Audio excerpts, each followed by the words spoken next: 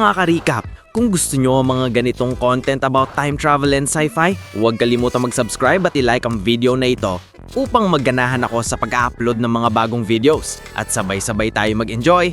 Halika, simulan na natin! Sa simula ng pelikula, ini-interview ng isang child psychiatrist ang isang batang babae na nagngangalang Surin. Kitang-kita ang kaba ni Surin nang nag-set up ang doktor ng kamera para i-record ang panayam. Hiniling sa kanya ng doktor na ikwento ang kanyang istorya mula sa simula. Nagsimula si Surin sa pagsasabing ikinasal ang kanyang ina kay Do-kyun, ilang taon na ang nakalilipas. Hindi nagtagal matapos ang kasal, pumanaw ang kanyang ina at mula noon ay kasama na niyang naninirahan si Do-kyun.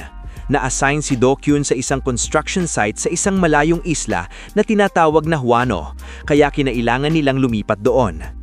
Mula nang mamatay ang kanyang ina, hindi na kailanman naging tunay na masaya si Surin. Tahimik siya at hindi niya gusto ang kanyang amain. Pumasok siya sa isang bagong paaralan sa isla kung saan may pagkakataon sana siyang magkaroon ng maraming kaibigan, ngunit mas pinipili pa rin niyang mag-isa. Kailangang magtrabaho ng amay niya sa gabi bilang hepe ng isang tunnel construction site. Dahil sa mga pagsabog na nagaganap sa konstruksyon, ipinagbabawal sa mga taga-isla ang pagpasok sa lugar. Isang gabi, habang ginagamit ni Surin ang kanyang telepono, nabasa niya ang mga komento sa kanyang blog tungkol sa wormhole. Nang mamatay ang kanyang ina, gusto ni Surin na tumakas mula sa mundo. Habang nagsasaliksik siya ng mga paraan para gawin iyon, naging interesado siya sa mga wormhole, mga supernatural na nilalang at iba pa. Nakikipag-usap siya sa mga tao sa internet tungkol sa mga paksang ito, kahit sa computer ng paaralan. Isang araw, aksidente niyang naiwan na bukas ang computer, kaya nabasa ng kanyang mga kaklase ang kanyang mga komento at siya'y pinagtawanan.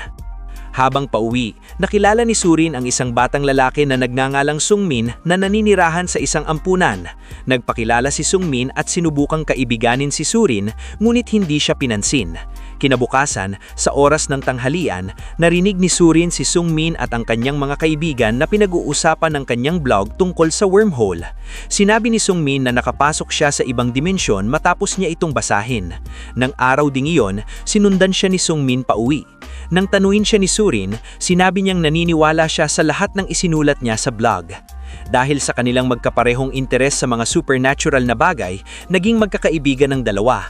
Gumawa si Surin ng sarili niyang alpabeto upang palihim na makipag-usap kay Sungmin.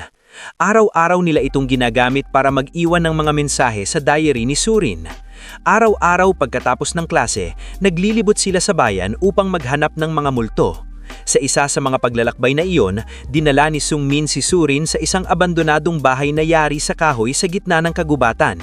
Inikot nila ang bahay at nagkwentuhan ng matagal habang nag-uukit sa mga bloke ng wax. Unti-unting nahulog ang loob ni Surin kay Sungmin.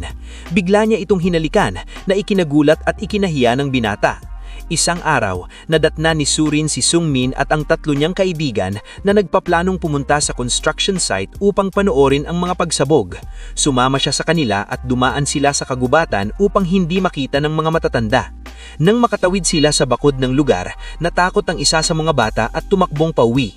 Marahil balang araw ay makakapag-aral iyon sa unibersidad.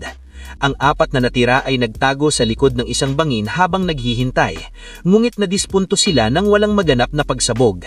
Habang naglalakad sa kagubatan, nakita nila ang isang maliit na kuweba. Napagdesisyonan nilang pasukin ito, isa-isa. Sa dulo ng kuweba, nakita nila ang isang maliwanag at kumikinang na bagay na nakalubog sa tubig. Inakala ni Surin na isa itong meteoroid. Si Sungmin ang naglakas loob na sumisid para kunin ito. Nang ilabas mula sa kuweba, tumigil sa pagkinang ang bagay. Napansin ng mga bata na mistula itong itlog. Sinabi ng isa sa kanilang si Taishik na maaaring itlog iyon ng isang time goblin. Kung ano man ang iniinom ni Taishik, gusto ko rin.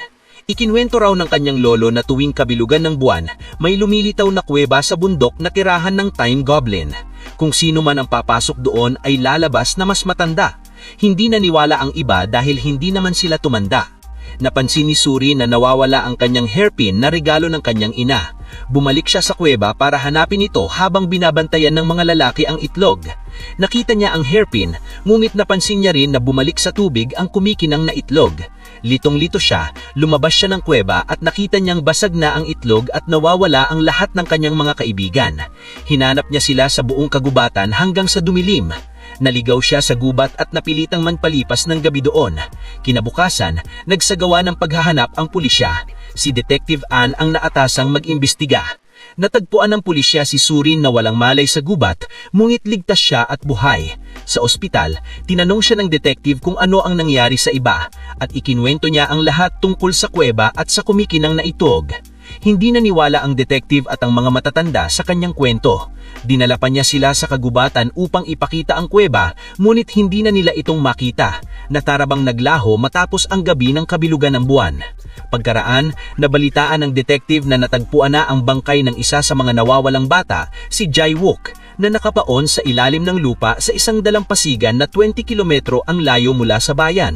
Lumabas na ang sanhi ng kanyang kamatayan ay time goblin, ibig sabihin ay atake sa hika. Dahil may taong nagbaon sa kanya, naging kaso ng kidnapping ang imbestigasyon. Lumipas ang mga linggo mulit hindi pa rin natatagpuan ang dalawa pang nawawala. Nang mawala si Sungmin, bumalik si Surin sa dati niyang pagiging tahimik at sarado. Litong-lito rin siya, mulit walang naniniwala sa sinasabi niyang totoo. Isang araw, may narinig siyang ingay sa labas ng kanilang bahay. Pagtingin niya, may nakita siyang lalaking tumatakbo sa gubat. Sinundan niya ito hanggang sa malalim na bahagi ng gubat. Pagkaraan ng ilang minutong pagtakbo, nadapa siya at huminto rin ang lalaki. Lumapit ito at tinitigan siya na parang namamangha. Habang nakatigil si Surin sa pagkabigla, nagsalita ang lalaki sa unang beses at sinabing siya raw si Sungmin. Nang marinig ang pangalan, nagising si Surin sa kanyang pagkabigla at tumakbo palayo isipin Rahe ibin humiiyak. Napunta siya sa harap ng kotse ni Do-kyun at dali-dali niyang ikinuwento tungkol sa lalaki. Ipinaalam sa pulisya ang insidente at sinimulan nilang halughugin ang gubat sa paniniwalang ang lalaki ang kidnapper. Tinanong ni Detective Ann si Surin tungkol sa lalaki at sinabi niyang nagpapanggap lamang itong si Sungmin. Hindi natagpuan ng pulisya ang kidnapper, ngunit nakuha nila ang diary ni Surin na ginagamit nilang si Sungmin sa pagpapalitan ng mensahe. Nagulat si Surin nang makita niyang puno ito ng mga sulat ni Sungmin. Gamit ang kanilang lihim na code, isinulat ni Sungmin ang lahat ng nangyari matapos bumalik si Surin sa kuweba para hanapin ang kanyang hairpin.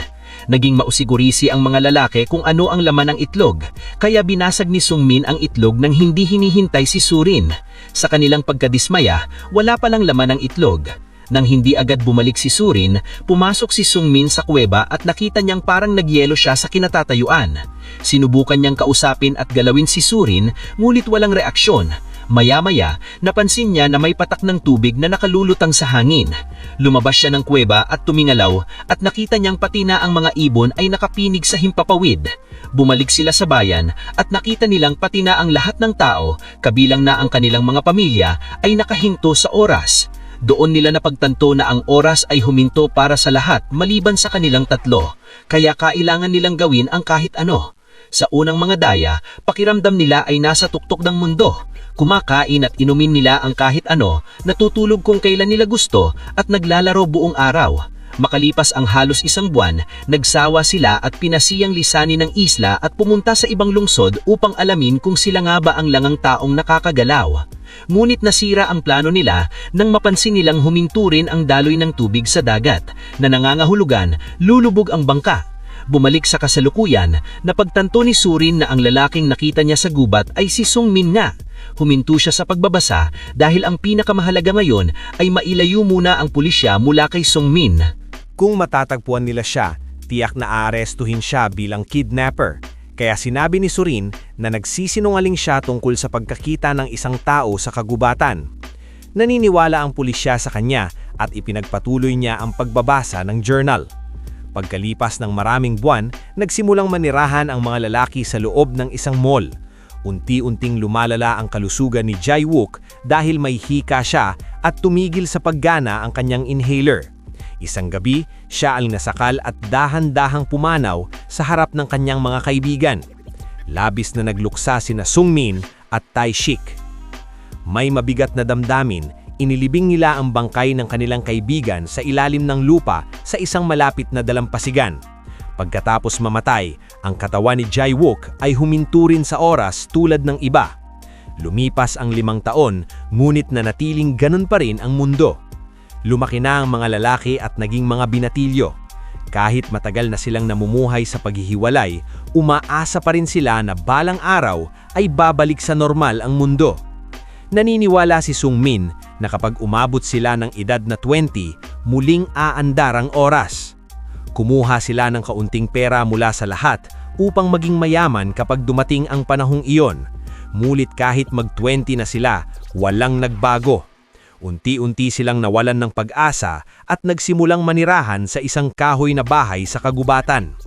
Isang araw, nanaig ang matinding pag-iisa kay Sung Min.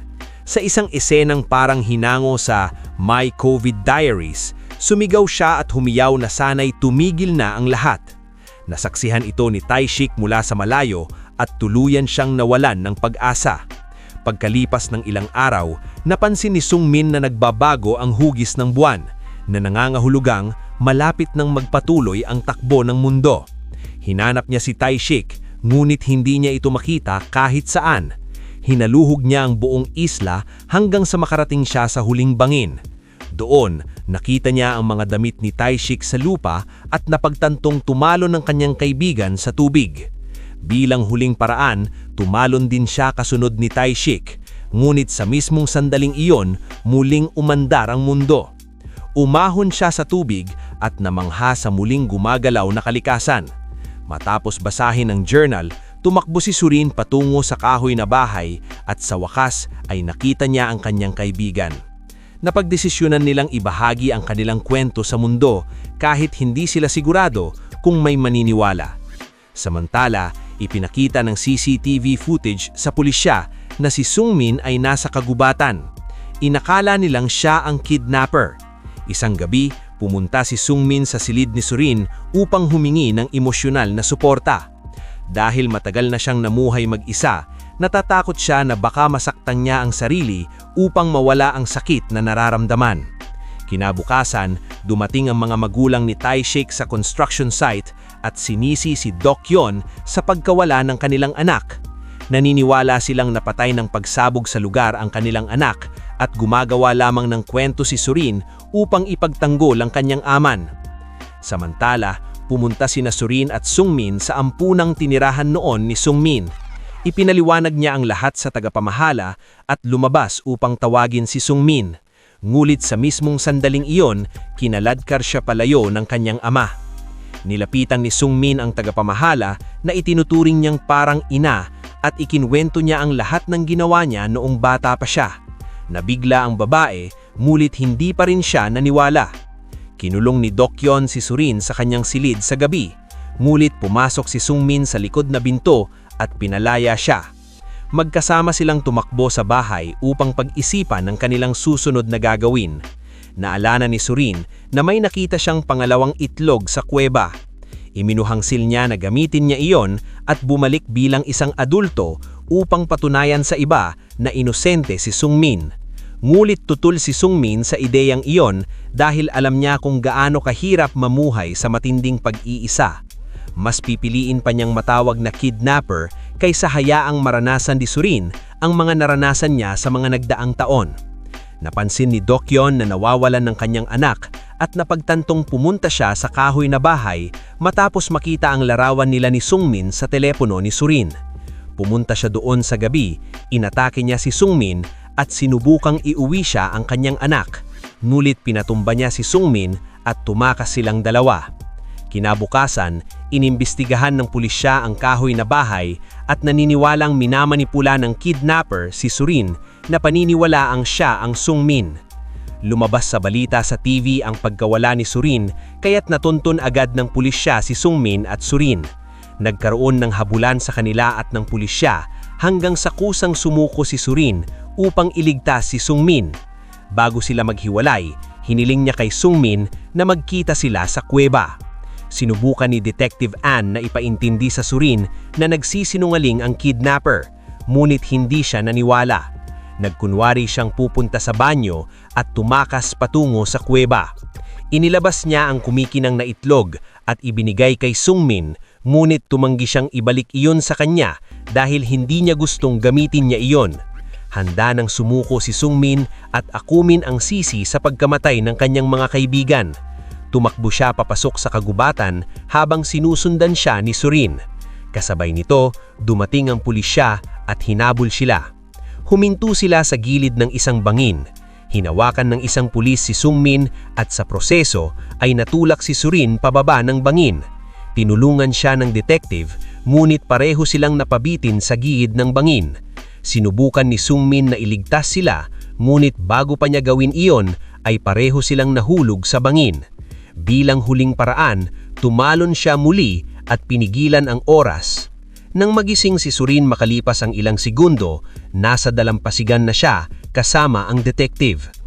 Napagtanto niya ang ginawa ni Sungmin.